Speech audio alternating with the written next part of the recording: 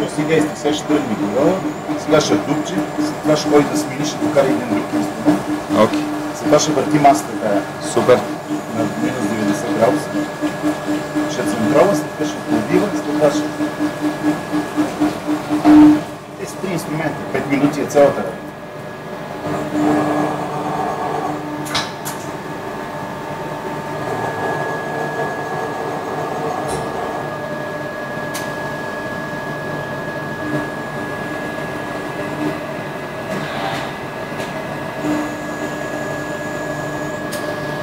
Това е центровата, сега ще ходим на центрова.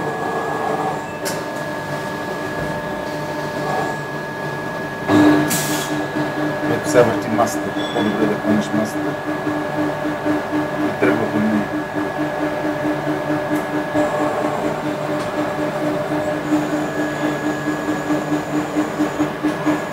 Сега ще ходи да вземе сръблото и прави двата отвора и това е цялото.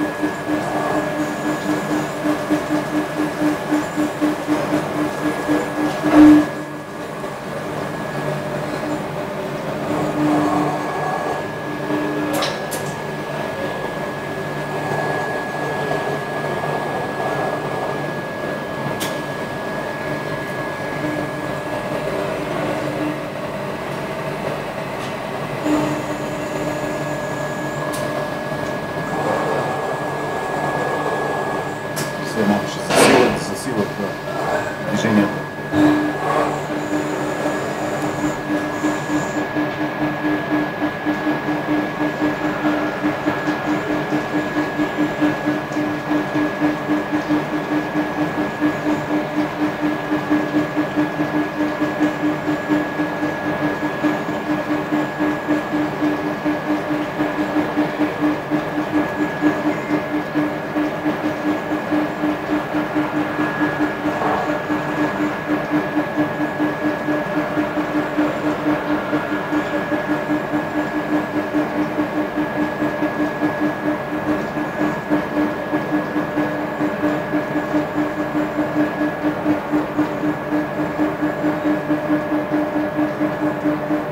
Това е всичко, до след малко като излезе и ще спре нещата.